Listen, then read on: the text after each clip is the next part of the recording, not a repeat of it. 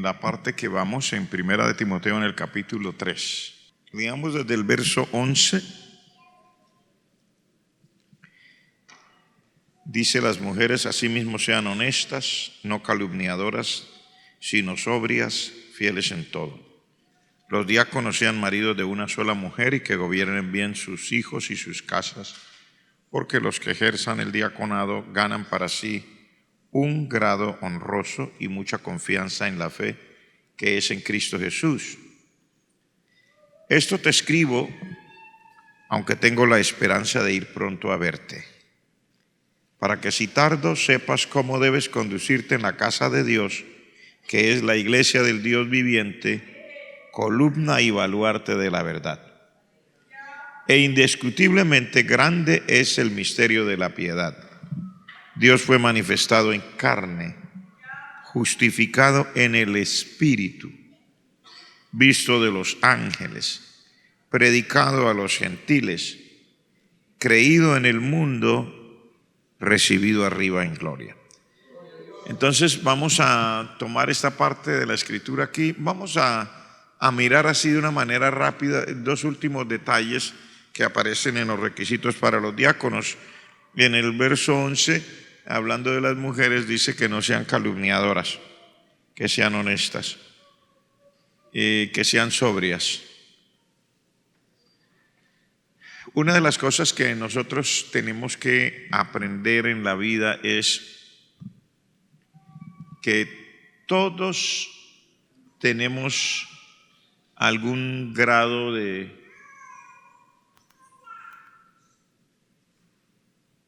¿cómo diríamos? Defectos, pero que eso, el hecho de que yo tenga un defecto, usted los tenga, no debe ser como una licencia que se le da a la persona para entonces tomar eso y comenzar a decir cosas acerca de otros.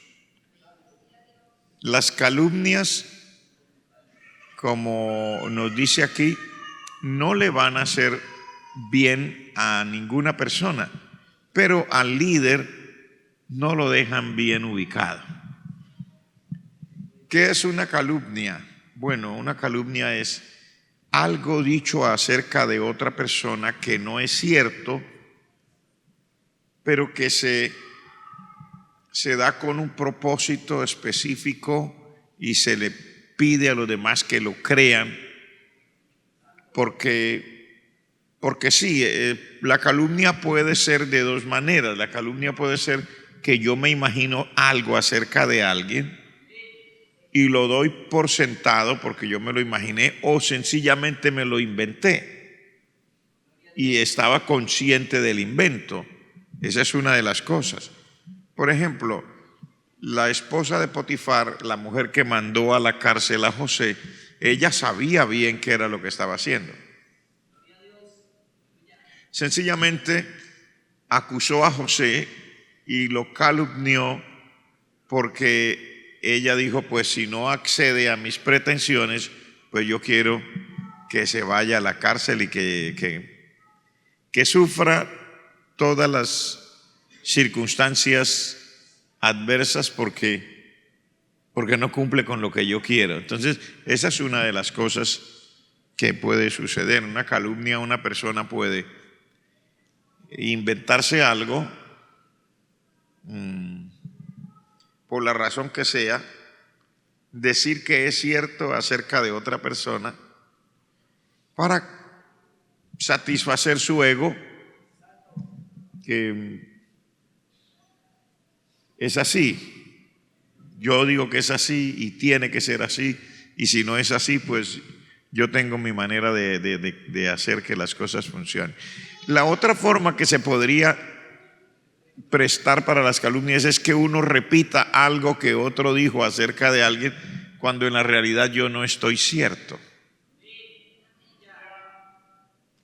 Es otra manera de caer en esta tragedia de la calumnia. Por ejemplo, alguien me dice que Sinforoso es feo. ¿Por qué? No, pues imagínense, el solo nombre lo dice. Y si de pronto lo mira un día y en la verdad Sinforoso era todo elegante, pero como usted oyó a otra persona que dijo que Sinforoso era feo, usted dice que Sinforoso es feo, es una manera de replicar eso y cae uno en la trampa, porque es una trampa, la calumnia es una trampa. El día que la gente descubra que Sinforoso no era feo, sino que era elegante, no le van a decir a usted quién le dijo que Sinforoso no, usted dijo que Sinforoso era feo. Entonces la persona misma sale perjudicada. Y en esto, recuerde que estamos hablando para el liderazgo. Si uno va a ejercer algún tipo de función, de responsabilidad, lo menos que le conviene a uno es estar diciendo cosas de las que uno no está cierto. Porque cae uno fácilmente en esta cuestión. Y cuando un líder, quien quiera que sea, es descubierto en esto, pierde credibilidad. Bueno, cualquiera que es descubierto que se la pasa diciendo cosas acerca de otro, entonces pierde credibilidad. Pero pues un líder, si algo necesita un líder es tener esa credibilidad, ¿cierto? Porque las personas quieren servir junto con él. Entonces hay que cuidarse de esto. En el verso 13, que es la segunda cosa que quería decir de esta partecita, dice de los privilegios de ser una persona puesta en algún nivel de liderazgo. En este caso hablan del diaconado. Un diácono era una persona ayudante de un pastor, con grado para ejecutar, se le delegaba ciertas funciones y, como dice aquí entonces, se le veía con un gran respeto. Dice, el que ejerce bien el diaconado gana para sí un grado honroso, o sea, se le veía con un gran respeto. Y todavía es así. Si una persona, pero aquí no dice el diaconado, dice los que ejerzan bien el diaconado. Porque si no lo ejerce bien, pues pierde el respeto. Pero el liderazgo tiene esa circunstancia que de alguna manera es agradable, pero recuerde que todo privilegio conlleva responsabilidades. Amén.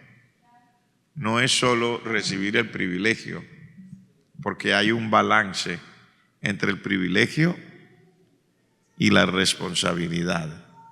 Entonces, si recibe un grado de respeto, también entonces la responsabilidad es que sepa ejercer bien ese liderazgo. Y cuando dice bien, no está hablando de las habilidades, está hablando del carácter.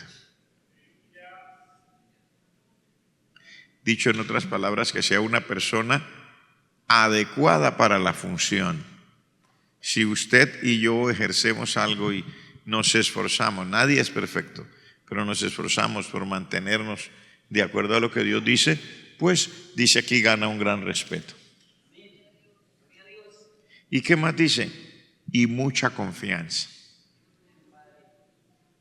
Mucha confianza en la fe que es en Cristo Jesús. O sea, aparte del respeto, confianza. Entonces, no vamos a abundar mucho más en esto, pero recordemos, ejercer el liderazgo en el área donde el Señor permite que así sea, trae respeto, pero conlleva responsabilidades. Y aparte de eso, la persona que lo hace bien, que su carácter es el adecuado, pues dice aquí, va a tener también mucha confianza. O sea, la gente lo va a ver con esa confianza. Si uno no cumple, las personas mismas comienzan a darse cuenta y ellos comienzan también a quitar ese grado de confianza que pueden depositar en ese determinado líder. Vamos ahora a la última parte de este capítulo, que es el misterio de la piedad, lo titula ahí. Y dice que dice el apóstol Pablo que él está escribiendo estas cosas. ¿A quién está escribiendo esto? A Timoteo. Acuérdese que esta es una carta dada por el Señor para nosotros a través del apóstol Pablo, que se dirigió a Timoteo. ¿Por qué a Timoteo? Porque Timoteo era un hombre a cargo de la obra de Dios en un lugar importante. Al principio dice, te dejé en Éfeso. Entonces, aquí dice dos cosas. Dice, tengo la esperanza de ir pronto a verte, pero te escribo desde ahora porque hay cosas que el líder necesita ya. Y esas cosas que uno más necesita es la claridad de lo que uno debe hacer. Eso no da espera. El apóstol Pablo dice, aunque espero ir pronto a verte, sin embargo ya te escribo esto, porque hay cosas que no dan espera. Es como cuando usted está frente a cosas importantes en lo que tiene que ver con lo material. Por ejemplo, usted no tiene mercado en la casa, ¿sí?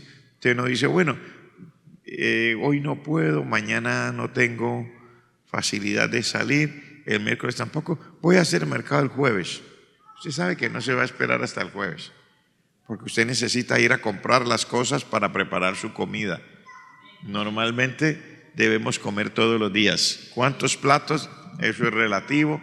Algunas personas se comen determinados alimentos 2 veces al día, otros 3 veces, otros 5 veces, como sea, pero cada uno sabe que necesita alimentar su cuerpo. Y eso no da espera. Ahora, en el verso 15 dice una verdad acerca de la iglesia. Dice, para que si tardo sepas cómo debes conducirte en la casa de Dios, que es la iglesia. La iglesia no son las paredes, la iglesia son las personas que son redimidas por el Señor. Entonces, usted y yo somos iglesia, porque somos hijos de Dios y somos redimidos por el Señor Jesucristo. Entonces aquí el llamado es, si tardo, yo quiero que tú sepas cómo debes conducirte en la iglesia del Dios viviente.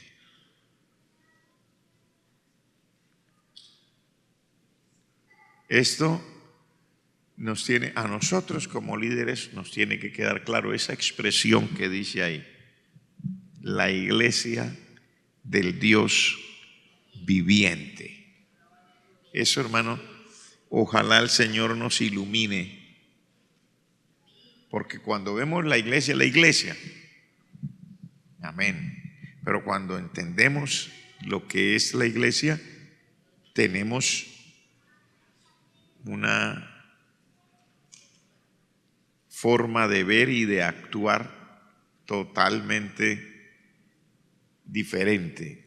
O sea, algunas personas cuando la Escritura dice en una parte que nosotros somos templo del Dios viviente, se sienten bien, pero luego dice, si alguno destruyere el templo de Dios y piensa que está hablando de su cuerpo, está hablando de la iglesia.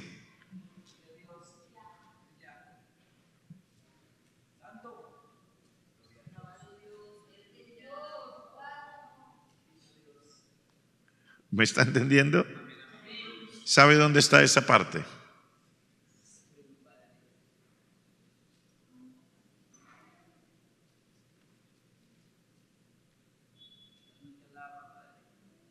A ver, voy a dar la tarea, le voy a dar 1 minuto para que encontremos esa parte de la Escritura.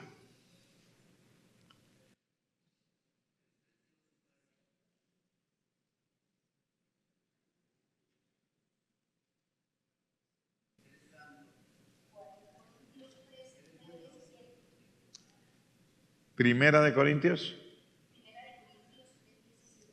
3:17. A ver, busquen, a ver, encontremos 1 Corintios 3:17.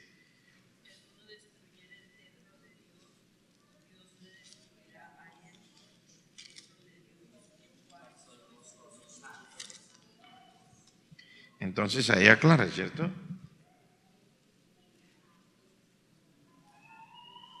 En el verso 16 dice, ¿no sabéis que sois templo de Dios y que el Espíritu de Dios mora en vosotros? Y las personas siempre lo hemos interpretado como que es una verdad, yo soy templo de Dios y el Espíritu de Dios mora en mí. Pero acuérdese que ahí se está refiriendo a la iglesia. El capítulo 3 es una aclaración de qué es la iglesia, que es un cuerpo. Y que la iglesia hace obras, que la iglesia edifica. Y que si alguno edifica cosas correctamente, recibe un galardón grande al terminar su carrera. Y que si alguno edifica incorrectamente, va a sufrir pérdida, ¿cierto? Y luego dice, ustedes no saben que son templo del Dios viviente, que el Espíritu de Dios mora en ustedes. Y luego cuando dice, si alguno destruyera el templo de Dios, Dios lo destruirá a él, porque el templo de Dios, el cual sois vosotros, es santo. Está hablando de que la iglesia es templo de Dios. Y que si uno destruye, esa es exactamente la verdad que está diciendo. Y casi siempre se ha dicho, hermano, si usted come muchas empanadas con mucha grasa, tenga cuidado porque usted es templo del Dios viviente, y el que destruya el templo de Dios y cree que es que Dios lo va a castigar porque usted come más empanadas de la cuenta. No se está refiriendo a eso. Se está refiriendo a otra cosa. Se está refiriendo al templo de Dios, que es el pueblo de Dios, la iglesia de Cristo. Cuando uno destruye la iglesia, dice Dios lo va a destruir a él. Esa es la real aplicación de esto. Por eso es que el Señor Jesucristo dijo en una parte, ay del mundo por los tropiezos, porque es necesario que vengan los tropiezos.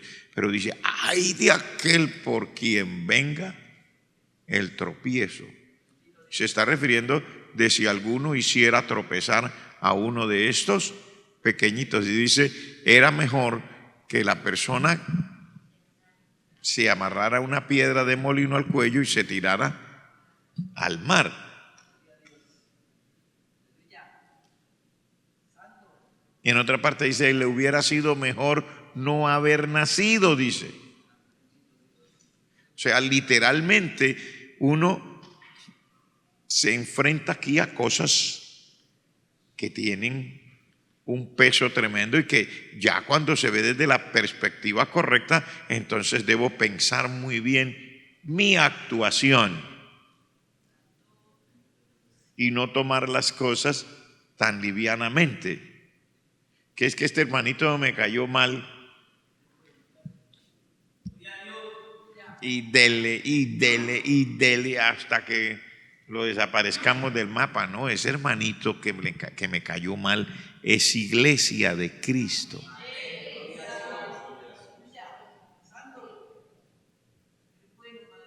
Y ese es templo del Dios viviente. La iglesia del Dios viviente. Y si yo me ensaño contra alguien porque sí, porque es que, porque sí, porque estoy en problemas. Entonces hay que amar a los hermanos sin importar si el hermano es como a mí me gusta que la gente sea o si no es como a mí me gusta que la gente sea. Todos tenemos un cierto estilo, una cierta forma de pensar, ¿cierto?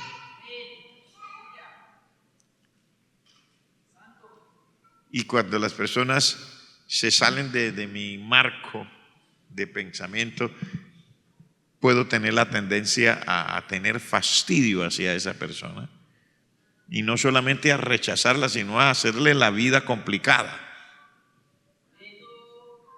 Porque no es como yo quiero que sea.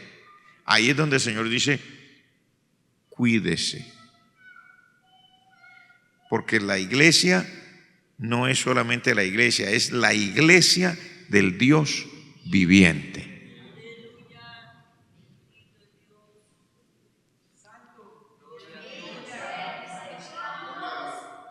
Es importante, hermanos. Nosotros tenemos una variedad enorme cuando se trata de miembros de la iglesia, de personas entregadas a Cristo. El uno tiene cara elegante y el otro tiene cara que asusta. Eso, soberanía de Dios. Amén. ¿Cuánto me entiende lo que le quiero decir? El uno Dios lo hizo nacer con un carácter suave, siempre sonriente, y otro salió con una cara como...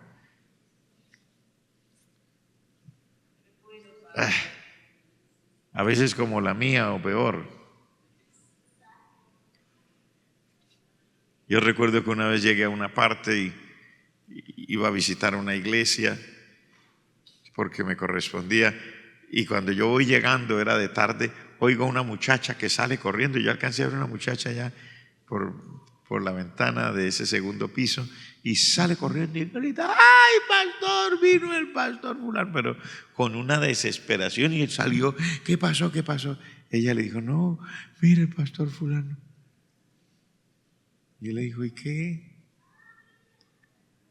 ¿Por qué está asustada? O sea, la cara de uno a veces no le ayuda, pero aún si la cara no le ayuda, que la muchacha entró en un momento de pánico, es mi hermano en Cristo. No puedo ensañarme contra alguien porque tiene la cara que a mí no me gusta.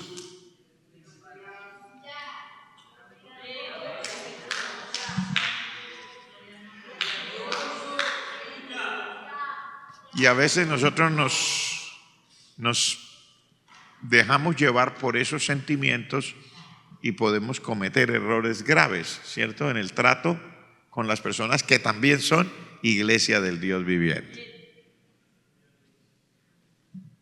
Entonces, mucho cuidado con esto, es lo que Dios dice. Ahora, ¿qué más dice la palabra de Dios acerca de la iglesia en este verso? Dice que la iglesia también es columna de la verdad y también es baluarte de la verdad. ¿Qué quiere decir eso? ¿Qué dijo el Señor Jesucristo de sí mismo? Yo soy la verdad. Predicar a Cristo es predicar la verdad.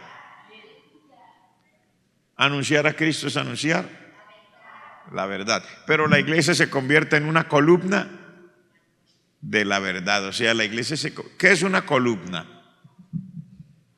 Para nosotros en español, una columna es un pilar que sostiene un peso de algo que está encima. Ese pilar puede ser de madera, porque ahora pues se usa el concreto, pero en las casas antiguas habían columnas, eran de madera porque la casa era de madera. Pero esa columna era un trozo de madera más fuerte, más resistente, que estaba de manera vertical, sosteniendo un peso que está encima. Y la iglesia es columna de la verdad. O sea, la iglesia lleva sobre sus hombros la responsabilidad de la verdad. La iglesia no es cualquier grupo de personas inspiradas a convertirse en un club social o en un sitio para pasar el tiempo, en un club de algo que a mí se me ocurre.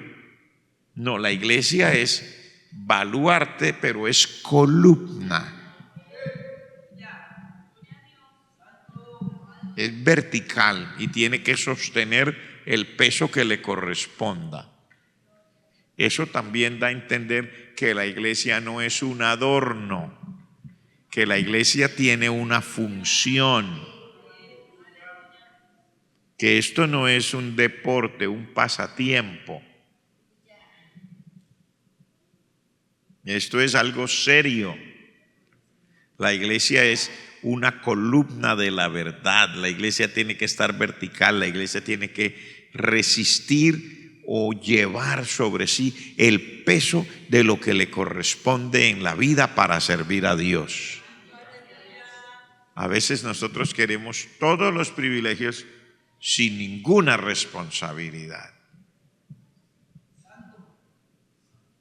Algunas personas queremos ser predicadores solo porque nos llama la atención de lo popular que podría ser un predicador, de la admiración que podría causar un predicador, o porque lo ve al predicador vestido de una manera elegante y yo quisiera hacer eso, o porque vio que invitaron al predicador a ir a una casa o lo que sea. No, esa no es la razón. Porque si usted es un predicador, va a tener un peso sobre usted también. No es nomás decir y que la gente lo lleve, no, un peso, cual el peso de la verdad también está sobre el predicador. La gente espera que uno lleve esa verdad sobre sí mismo y que uno no defraude lo que uno dice acerca del Señor, acerca de lo divino, acerca de las Sagradas Escrituras. La gente espera eso. Entonces tenemos que verlo de la manera como Dios nos lo dice. Ahora, también dice aquí que hay un misterio. Dice, indiscutiblemente grande es el misterio de la piedad. ¿Qué es un misterio? Algo que todavía no se conoce. Y cosas que aún pudiendo como tocarlas, etcétera, sin embargo todavía siguen siendo extrañas y que no se pueden explicar de manera racional. Es un misterio. Por ejemplo, ¿no? Vamos a hablar de lo material, de lo humano. Alguien va con su vehículo por una autopista y de repente tiene un accidente.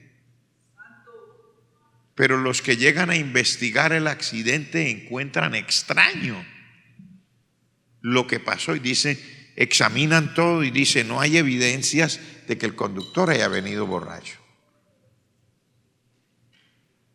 El vehículo estaba en perfectas condiciones. Y comienzan a hacer todo y luego dice, pero esto es un misterio. ¿Cómo tuvo un accidente de ese tipo con todas las cosas? La carretera estaba en buen estado, todo. Sin embargo, hubo un accidente grave y hasta hubo un fallecido o varios fallecidos y se convierte en algo que después no se puede explicar. Solamente se sabe si no había testigos, si no había nadie que dijera nada. Eso quedó en un misterio. ¿Por qué? No se sabe por qué se accidentó. No se pudo explicar. Entonces se considera un misterio, o sea, algo que no tiene una explicación lógica porque las cosas no estaban dadas para que fueran así. Igualmente es en estas palabras que quiero decir, las cosas de Dios o la piedad, las cosas de Dios para nosotros son un misterio. Y dice, indiscutiblemente grande es el misterio. Porque aunque lo disfrutemos, ¿cuántos han disfrutado de la bendición de su salvación? Que el Señor le haya perdonado sus pecados. ¿Cuántos disfrutan que está libre del peso del pecado? Que el Señor lo haya cambiado de su manera de ser y le haya dado una vida nueva. ¿Cuántos disfrutan eso? Es una bendición. Es extraordinario. Pero ¿cómo puedo explicar eso?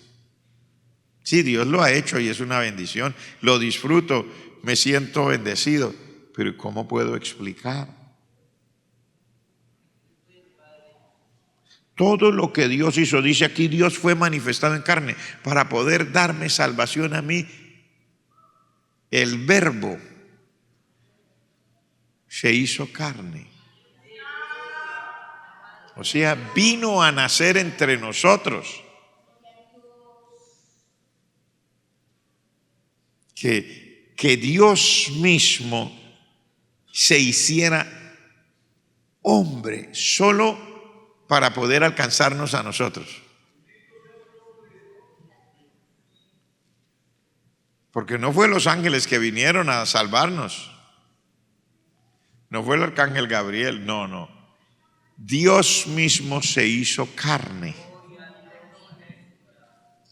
Vino y tomó un cuerpo como el suyo y el mío para sentir y experimentar todo lo que a usted y a mí nos pasa. En el capítulo 53 de Isaías dice, experimentado en quebrantos, varón de dolores. O sea, Él se hizo como nosotros y experimentó todo. Lloró cuando hubo que llorar. Sintió también cuando el Padre y Él hubo ese vacío cuando Él fue a la cruz y dijo, Padre, ¿por qué me has desamparado? Sintió la angustia que uno siente cuando la vida está tan fuerte y Él oró en el Getsemaní, Padre, si es posible, pasa de mí esta copa, pero no se haga mi voluntad, sino la tuya. O sea, él sintió todo, experimentó todo, todas sus angustias y las mías. Tremendo, hermano.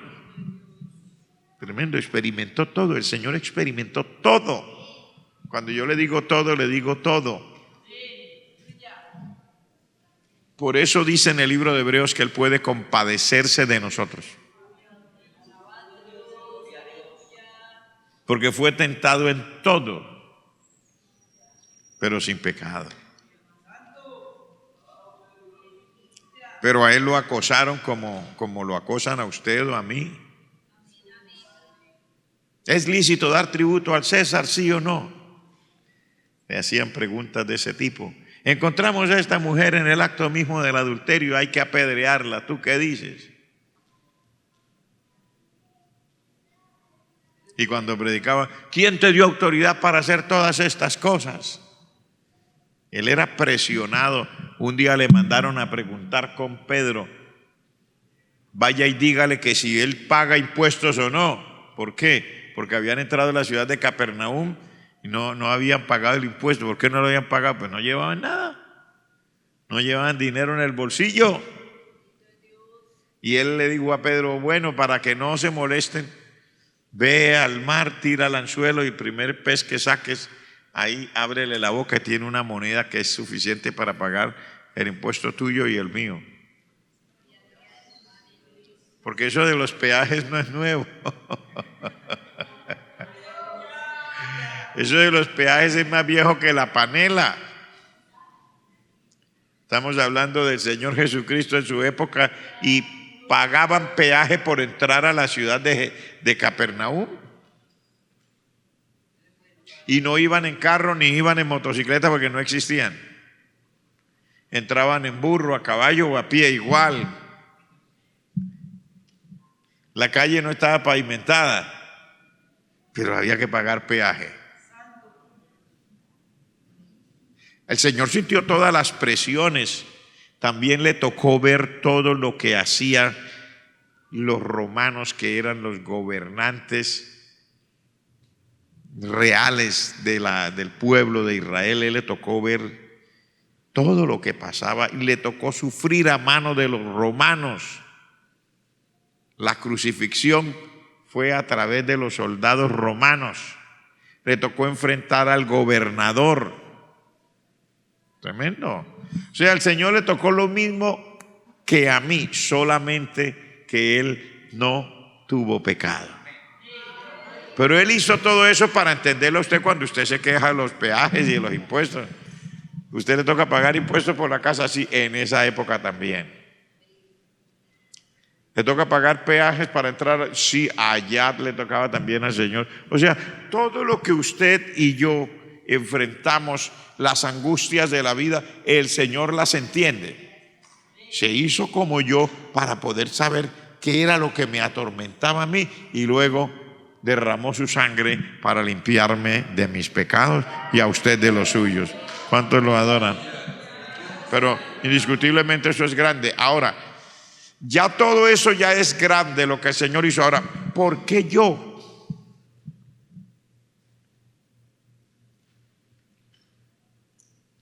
¿Por qué yo sí soy salvo y el compañero de clases que estudió conmigo en la escuela no es salvo?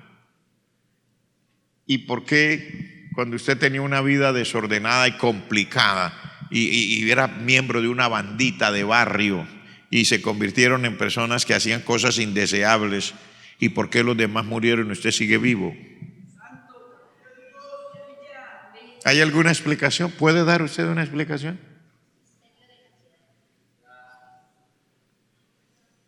¿Tiene usted una razón valedera para decirme, no, es que yo era mejor que ellos?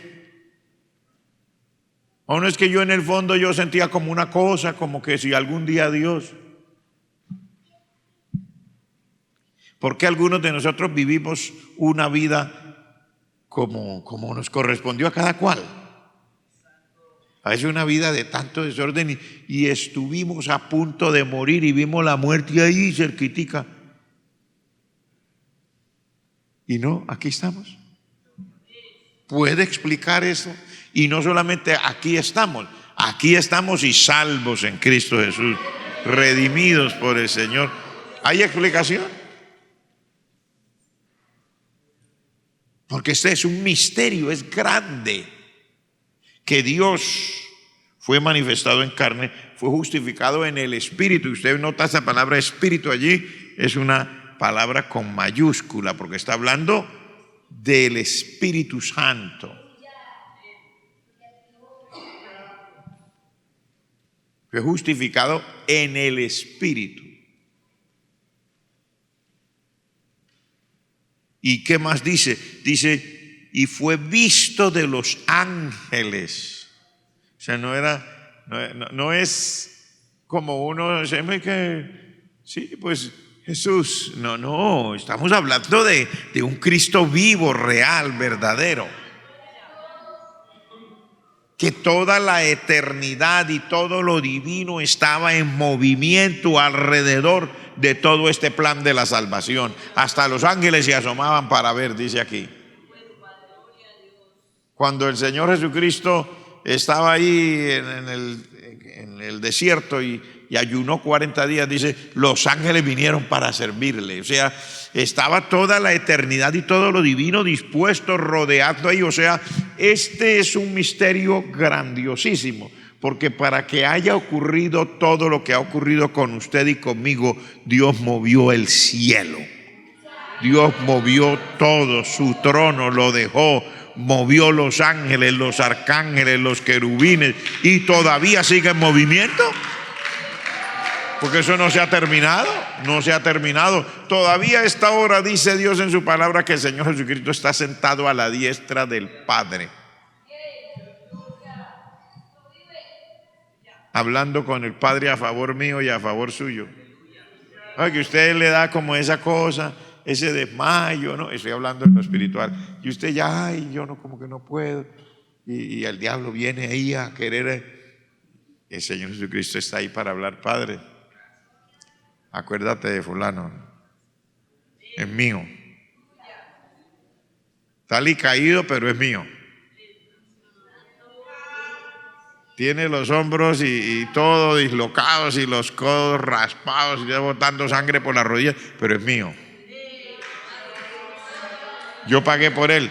Acabó de hablar todo al revés, no dijo nada de lo que tenía que decir, pero es mío. Porque todas las cosas buenas que nos pasan no es porque nosotros estemos correctos. Todas las cosas buenas que nos pasan es porque Dios es muy grande, muy maravilloso. Porque a veces estamos incorrectos, estamos como el profeta Jeremías. Ay, maldito el día en que yo nací, maldita a esa señora que le dijo allá que salieron corriendo a decirle a mi papá: alégrate que un hijo varón, yo no quiero. Y era un profeta, o sea, a usted le pasa, a él le pasó, pero ahí está el Señor Jesucristo. Padre, tú sabes que eso lo hice porque estás presionado, pero pues en el fondo nosotros tenemos un contrato con Él. Él me aceptó a mí como Señor y Salvador, y yo dije que yo voy a estar con Él. Yo estoy ahí, aquí estoy para hablar por Él. Tremendo. El cielo entero está en movimiento, hermano.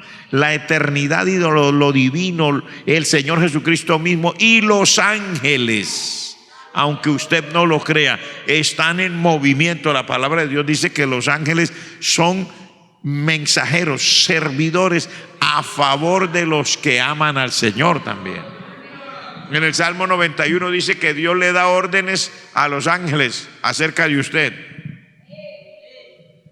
para que le dice a los ángeles: guárdemelo.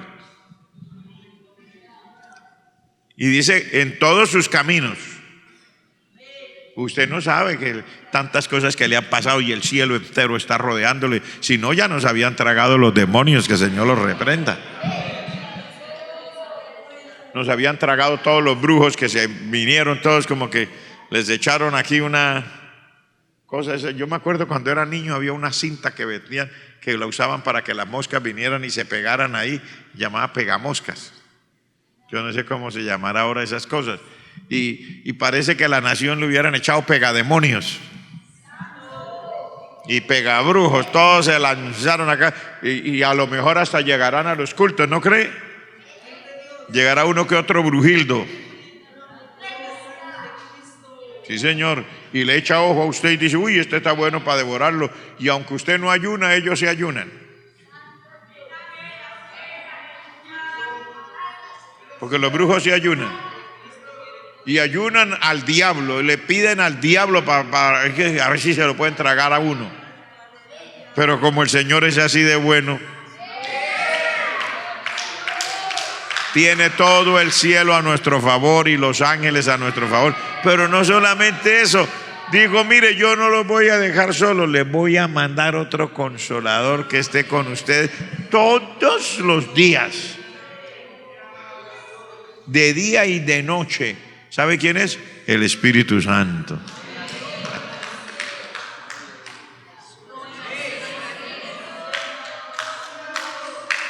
El Espíritu Santo no solamente está en usted. Dice que cuando el enemigo viene como río, lo dice la Escritura, no lo digo yo, que hermanos, invita el demonio a cuantos otros demonios se le ocurre y se vienen en bandada, y se viene como ríos. Dice el Espíritu de Dios: levanta un... Si usted y yo pudiéramos oír el sonido, el chillido de los cascos de los demonios rastrillando contra el piso de la frenada que les toca.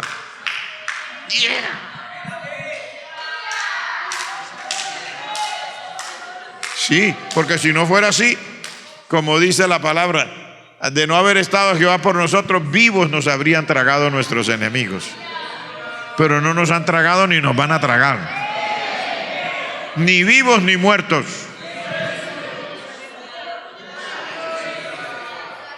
¿Por qué? Porque es un misterio grande, hermano. Dios moviéndose a favor mío y a favor suyo de una manera que la gente no lo puede explicar, ni siquiera nosotros que lo disfrutamos. ¿Cómo? Y es que el Señor manda ángeles y arcángeles. Sí, Señor, ángeles y arcángeles, y el Espíritu Santo está ahí, y el Señor Jesucristo a la diestra del Padre, y el Padre, mira, toda la eternidad y todo lo divino. Ese misterio es grande, hermano, grandísimo. Yo le doy gloria al Señor porque hace cosas tan extraordinarias. Y nosotros, como personas que aspiramos a seguir sirviendo, debemos tener estas cosas claras en nuestra mente, en nuestro corazón, en nuestro espíritu, en nuestra cabeza. Porque cuántos ataques no hay, hermano, cuántos ataques no hay en la vida.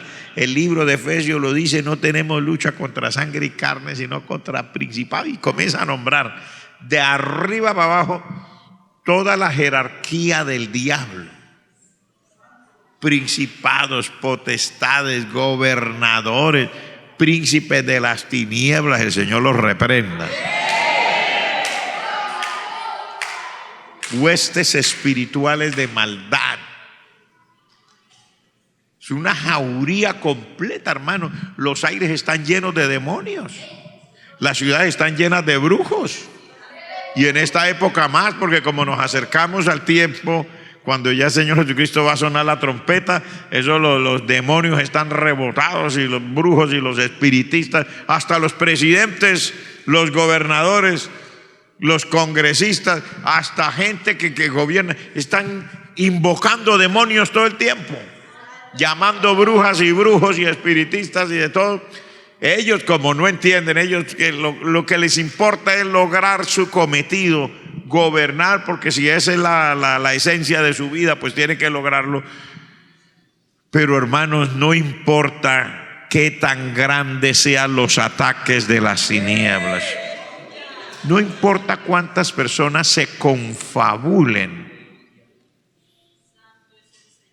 y se unan y hagan planes y escriban, porque la gente, que eso no vaya a creer que son cualquier tonto, gente intelectual que escribe proyectos específicos como los escribió Amán, decretos contra el pueblo de Dios. No importa cuánto se confabulen y qué tanto escriban proyectos, etcétera, y digan y hagan, yo le quiero decir: este es el gran misterio de la piedad. Dios fue manifestado en carne, justificado en el Espíritu, fue visto de los ángeles, fue predicado a los gentiles.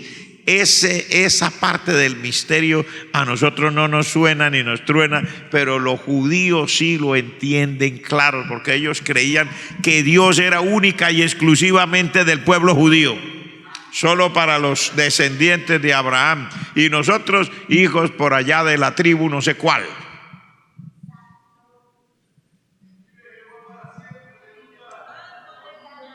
Hablábamos un idioma de aborígenes, chipcha, guane, y así sucesivamente. Ese era nuestro idioma, no hablábamos inglés ni francés.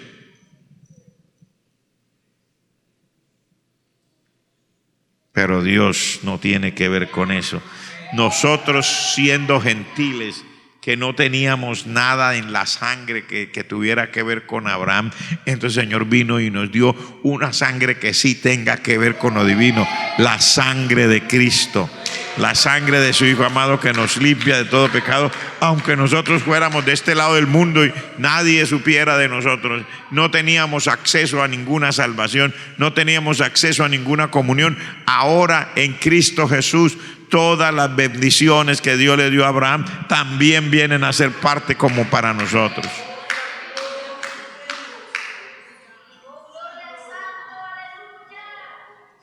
Y dice, aparte de todo esto, el Señor Jesucristo también fue creído en el mundo.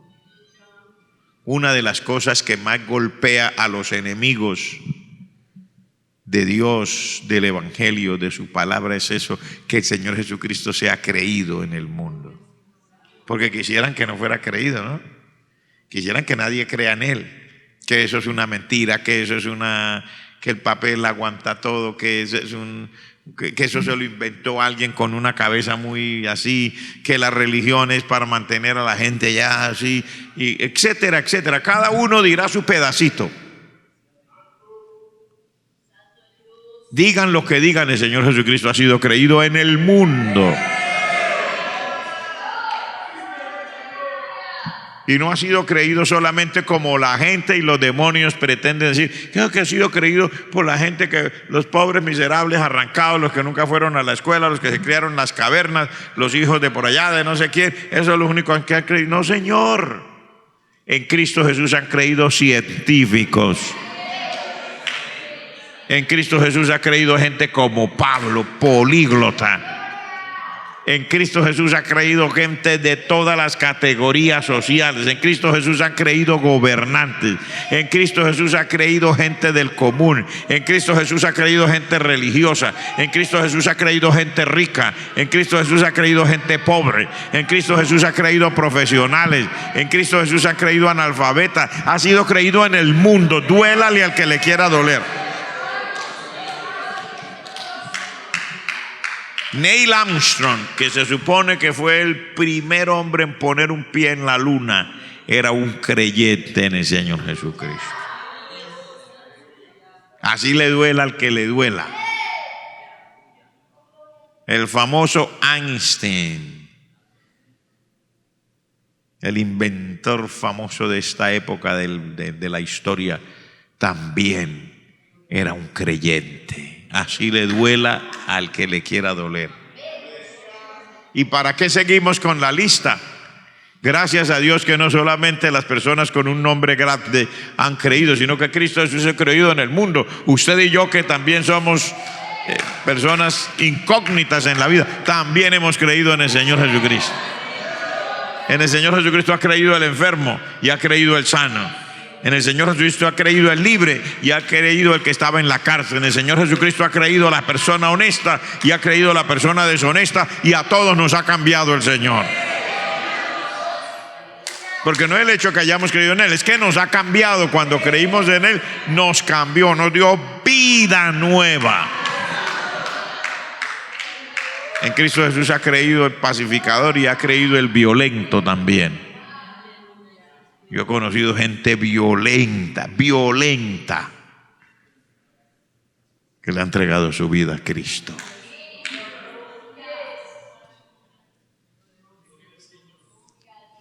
Ese es un misterio grande. Y luego termina ahí diciendo: y Él fue también recibido arriba en gloria. Al Señor Jesucristo no lo pudo detener la muerte ni la tumba, hermano. Bendito sea Dios. Y un día a usted y a mí tampoco nos detendrá ni la muerte ni la tumba. Lo voy a decir de nuevo: al Señor Jesucristo no lo detuvo ni la muerte ni la tumba. Y un buen día de estos, a usted y a mí tampoco nos va a detener ni la muerte ni la tumba. Somos de Él. Gústele al mundo o no, gústele al erudito o no, gústele al filósofo o no, gústele al libre pensador o no, gústele al humanista o no, un buen día de estos el Señor sonará la trompeta y los muertos en Cristo resucitarán primero, y punto.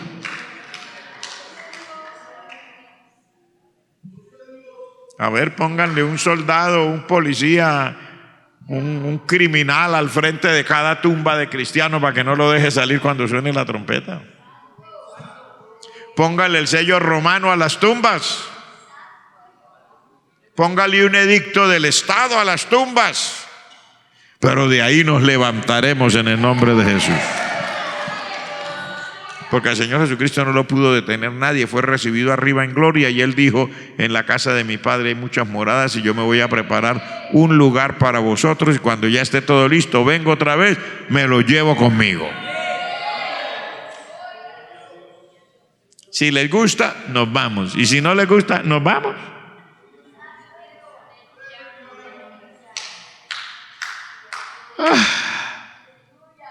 Qué dicha poder servir al Señor.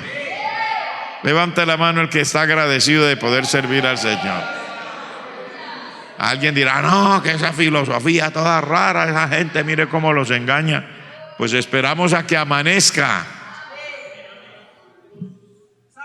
Esperemos a que amanezca, porque amanecerá y veremos. Pero si algún amigo me oye a través de las redes, yo le digo como un consejo sincero: no tengo enojo contra usted, amigo, que no ha creído. Yo le doy un consejo sincero: crea en el Señor ahora y entréguele su vida al Señor ahora, porque llegará un día que si usted no cree ahora, usted creerá después. Pero solamente quiero decirle, si no cree ahora que tiene la oportunidad y la puerta de la gracia abierta, cuando usted crea después, ya será demasiado tarde. Creerá. Y si usted quiere, será así. Si no, también usted se arrodillará delante del Señor Jesucristo. La palabra de Dios lo dice: toda rodilla se doblará. Los presidentes doblarán las rodillas, los gobernadores doblarán las rodillas, los que tenían deseos de gobernar, lo hayan logrado o no, doblarán la rodilla. Los que se sentían grandes doblarán la rodilla. Todos creerán. Llegará un día que todos creerán. Lamentablemente algunos creerán cuando ya sea demasiado tarde. Por eso yo le invito a que usted crea en el Señor ahora, que está a tiempo de arrepentirse de sus pecados y de decirle al Señor: aquí está mi vida. Y usted y yo que estamos aquí, pues mire, adoremos al Señor por esto tan grande. Bueno, comenzamos con un estudio, terminamos con una predicación, pero ¿qué podemos hacer? ¿Cómo vamos a hablar del Señor sin emocionarnos? Si esto no tuviera vida, si no fuera cierto, pues uno lo hablaba como una novela, como una noticia del periódico.